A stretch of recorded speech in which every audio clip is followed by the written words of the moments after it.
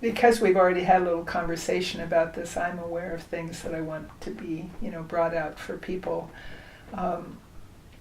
One place that it looks like things started for you was your being in Ohio for what went down at Kent State. So let's start there and then kind of show people how indeed there was a precursor to it. Okay, I will. Yes, I was present when the 4 students were murdered at Kent State in May of 1970. I had already graduated.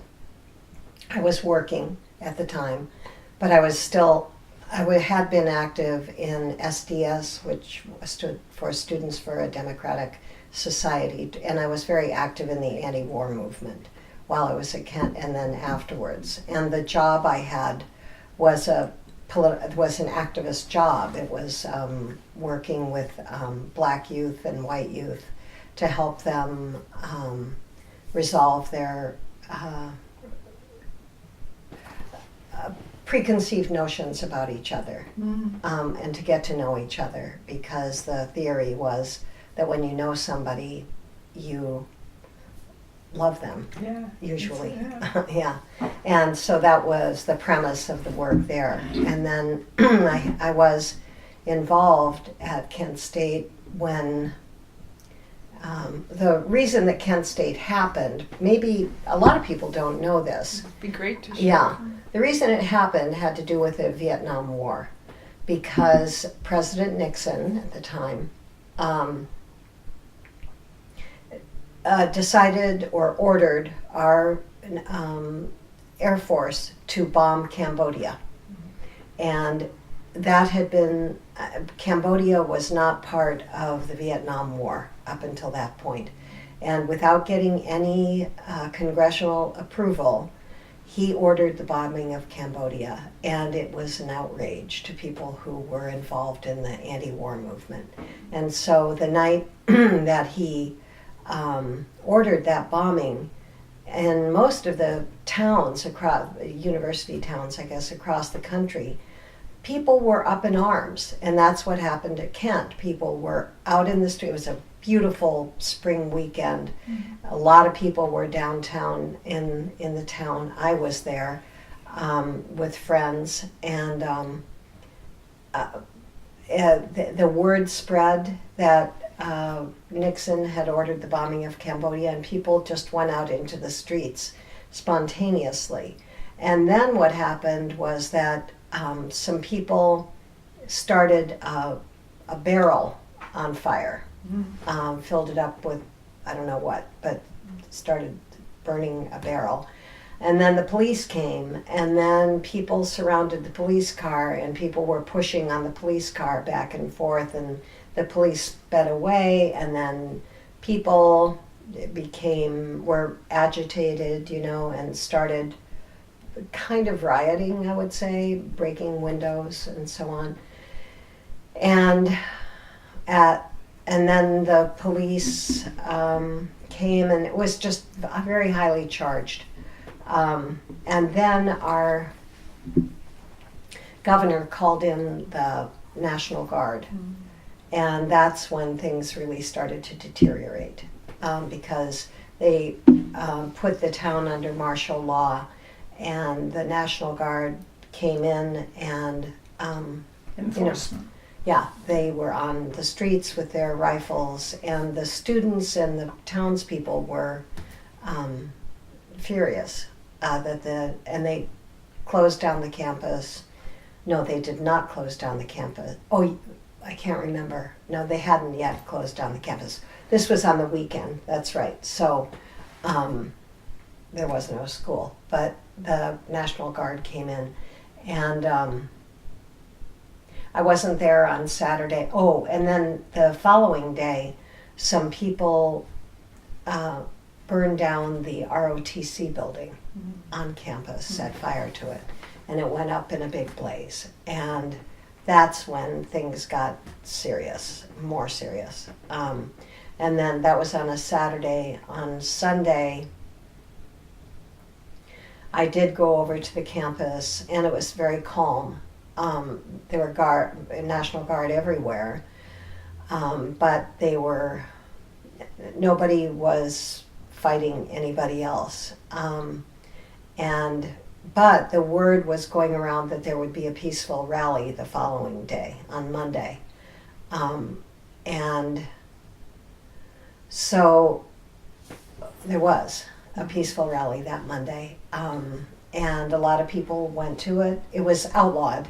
You were not allowed to have more than 2 people gathered at that time when under martial law.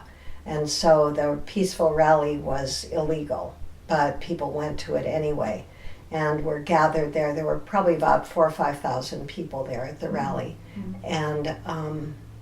And the National Guard were lined up there with their weapons, of course. And the rally was very, very peaceful, but then the National Guard started approaching the crowd and lobbing I don't know, they didn't throw them, I guess they shot them, I don't know how they got there, tear gas. And so the crowd had to run because everybody was getting gassed. I was there. And they just kept shooting more and more tear gas at the protesters, and some people would pick up a tear gas canister and throw it back at the National Guard. Some people picked up rocks, threw them at them. And then the National Guard, they were in kind of a line, and they got up to the top of this hill. And I had been running ahead of the National Guard with a bunch of other people. I didn't know who I wasn't with anybody in particular. Mm-hmm. But I ran down the hill, and as I was running, I could hear, I heard what I thought were firecrackers.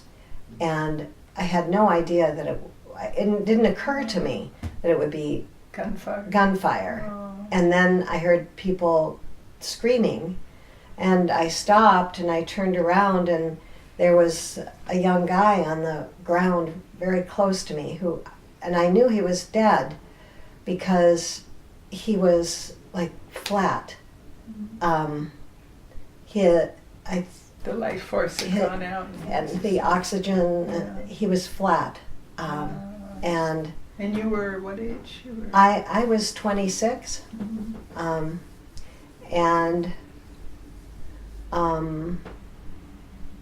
And it was it was horrifying. And then I went after that. There were 9 people who were wounded too, and so nobody knew what to do, and the ambulances couldn't get through because there was pandemonium in the town, and the National Guard had 4 or 5 ambulances across the field from where the students were wounded and dead, and they would not send their ambulances over. They refused to do that. And so I went with a group of people and made a ring, a circle around somebody who was injured while other people attended to him. He had been shot in the back, and he was a fellow who ended up in a wheelchair for the rest of his life. And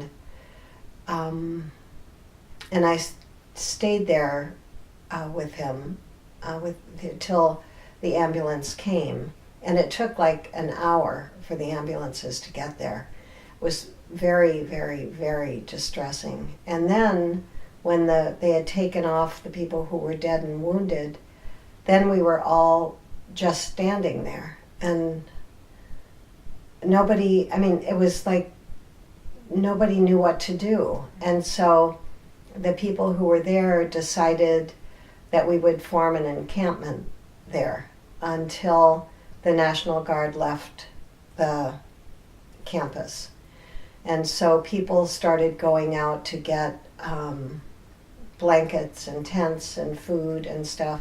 And I was sitting there on the side of a hill with other people, and there was a teacher. His name was Jerry Lewis. He was an English teacher at Kent, and he was running interference between the students or the townspeople and the National Guard. And he came running back from the National Guard and he said, "You have to go, you have to disperse." And we were like, "No, we're not going to." And he said, if they told me that if you don't, they're going to start shooting again. And so we left. And I had a car, and I piled I had a Volkswagen, and I had people on the outside packed on the inside, and then people on the bumpers and on the roof and stuff, and we made it out of Kent. And actually I never went back there again until 2 summers ago, and I finally went back because I just couldn't stand to go there. Understand. It's just like it lives in us. And Yeah, it still lives in me. Yeah.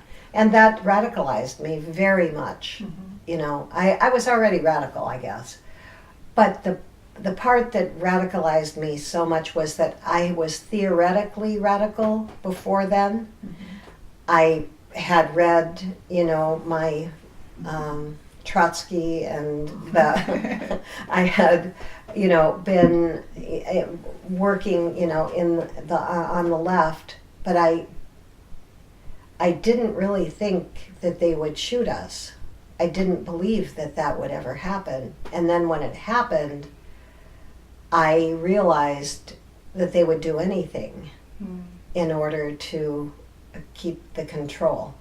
And so it further radicalized me and made me understand that the only way that we can really get through this is to help each other and to work in our own culture that we create. And so I guess I've been kind of stuck in that culture ever since, the culture of self-reliance, community, learning, organizing. What constitutes self-empowerment? From like being actually sovereign from the people's perspective. I think realizing the ultimate, how much we need each other, that there is no such thing as the single self, right? And that we're very interdependent and interconnected, and that I live because you live, and we all are absolutely dependent on each other's existence. And so to lift each other up, support each other, and work our darndest to, they're like the 3 ways: stop the bad stuff that's going on, right? Put a halt to it, create new ways of being, of new ways of living, and ground ourselves in the spiritual reality of this living universe. Yeah, beautifully said. Yeah, and that's what you and I think, have this affinity about. I went to the self-empowerment, I feel, because it's just so many people's understanding or lack of understanding is it's all out there, but to find it here and then, clearly my coming here to Los Osos and being on the road these last 7 years is all about that. It's finding our way together that's going to solve anything. And that's a beautiful, like putting it all out for people about Kent State. Because I was younger, I was in high school at the time, and it was a thing that happened. Right. And I knew that by the time I got to college, it sort of had just happened. Right. But we were in the last group where the young men were potentially going to be drafted. And I think none of the numbers came up in our class, but it was, they were living with it all the time. We were living with it. And when I got here to Los Osos and I was invited by you to be in the Active Hope group, I noticed that the majority of the people in there were my age or older, and that many of you had been in college at that time. Uh-huh.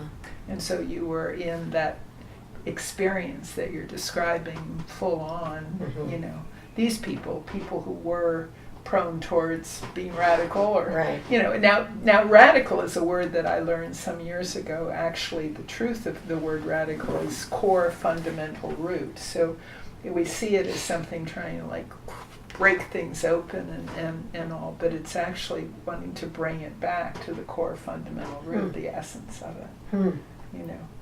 So that's my idea of activism and you know, being radical, is that we're actually reweaving that fray, you know, and with the natural world, with one another. So that's that was a time in your life. But when we got talking about it, you and I,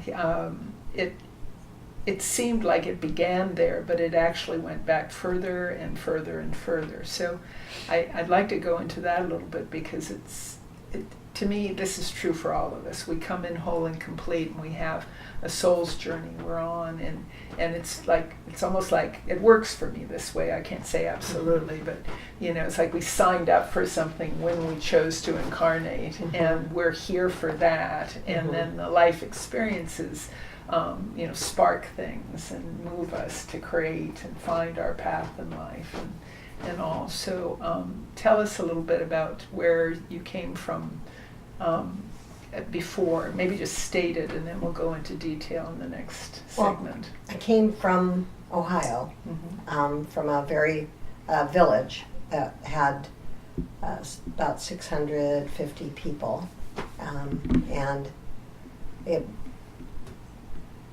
was an interesting place to be. It was beautiful there, and my family had been there for a long, long time. And my dad was the mayor, and he was a very good person. And my mom was a social worker, and so we grew up with the just the fundamental teaching that we had to take care of each other.